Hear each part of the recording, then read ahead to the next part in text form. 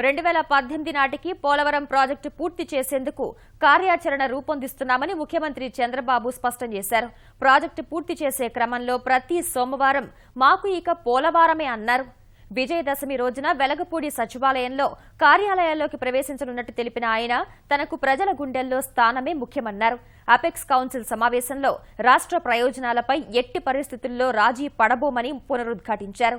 ప్రత్యేక హోదాపై ప్రతిపక్ష నేతలు అవగాహన రాహిత్యంతో మాట్లాడుతున్నారన్న ముఖ్యమంత్రి విభజన హామీల పరంగా రాష్ట్రానికి రావాల్సిన ప్రయోజనాలు కల్పించాలని ప్రధానిని కోరామని తెలిపారు. విభజన కష్టాలు ఉన్నప్పటికీ రాష్ట్రం దేశవ్యాప్తంగా రెండంకెల వృద్ధి సాధించిందని వెల్లడించారు.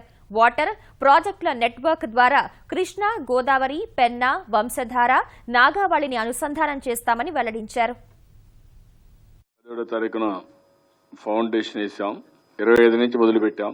ఫిబ్రవరి 25 ఒక రికార్డ్ టైంలో సెక్రటరియట్ పూర్తి చేయాలని ఒక సంకల్పంతో ముందుకు పోయాం. ఇంకొక 10 రోజులు, 20 రోజులు మాక్సిమం. ఎందుకంటే ఫినిషింగ్ ఎప్పుడు కూడా కొంచెం టైం తీసుకుంటుంది. ఒక పక్క క్వాలిటీ సఫర్ కాకుండా చేస్తూనే ఇంకో పక్క ఫినిషింగ్ కూడా పర్ఫెక్ట్ గా చేయాలి. ప్రాధాన్యత క్రమంలో మేము టెక్నాలజీ ఏదైతే ఐఓటీ ఇంటర్నెట్ ఆఫ్ థింగ్స్ అన్నామో రియల్ టైం గవర్నెన్స్ కి దోహదం చేయడానికి ఏమేం కావాలనో అవన్నీ వర్కౌట్ చేస్తున్నాం.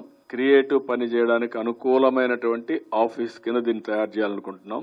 దానివల్ల అనుకున్న సమయంలో పనిచేయడం ఒకటి, సమాచారం కూడా రియల్ టైమ్ లో మనకు వచ్చే పరిస్థితి వస్తే డెసిషన్ మేకింగ్ కూడా రియల్ టైం అవుతుంది. సెంట్రల్ కమాండ్ కంట్రోల్ రూమ్ కూడా అక్కడ పెడుతున్నాం. మేము వచ్చే వివిధ సోర్సెస్ ద్వారా వచ్చే సమాచారాన్ని కూడా క్రోడీకరించుకుంటాం. Day to day real time. Mission పంట రక్షణలో ఫేజ్ 1లో సమర్థవంతంగా దీన్ని ఉపయోగించాం. దానివల్ల ఈరోజు రైతుల్లో కూడా ఒక ఆత్మవిశ్వాసం, ఆత్మస్థైర్యం వచ్చింది. ఉండే తక్కువ ఆదాయంలో ఎక్కువ ఫలితాలు రాబట్టగలిగాం.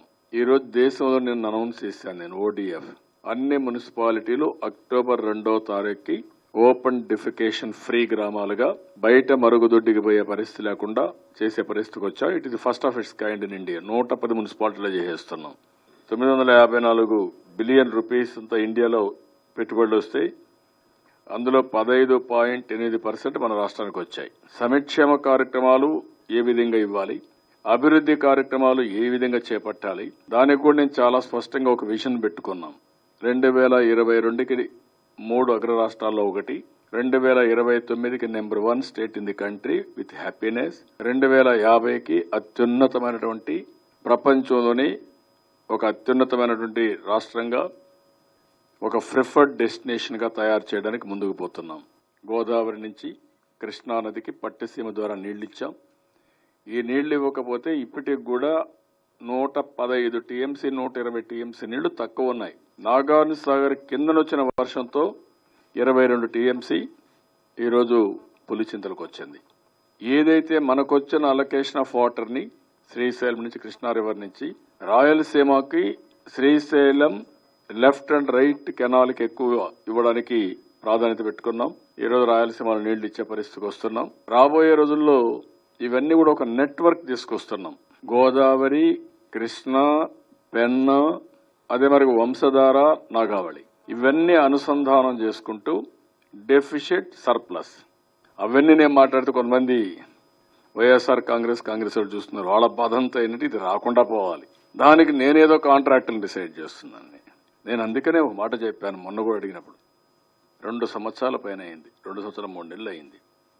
నేను ఆ రోజు ఇవన్నీ చూసిన తర్వాత ప్రత్యేక హోదా కావాలని అడిగినప్పటికీ, ప్రత్యేక ప్యాకేజ్ ఇచ్చినప్పుడు రాష్ట్ర ప్రయోజనాలు ఏవైతే ఉన్నాయో ప్రత్యేక హోదా వల్ల ఏ లాభం అయితే మీకు ఉంటుందో మేము టెక్నికల్ గా ఇవ్వలేకపోతున్నాం కాబట్టి మేము ప్యాకేజ్ రూపేణా మొత్తం ఇస్తామని గవర్నమెంట్ ఆఫ్ ఇండియా ఒప్పుకున్నారు.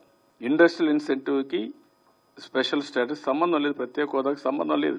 కాదు అని మీరు చెప్పండి. పోనీ ప్రతి సోమవారం నా క్యాలెండర్ అది పూర్తయ్యే వరకు పోలవరం చూడంగానే జ్ఞాపకం రావాలి. ఆ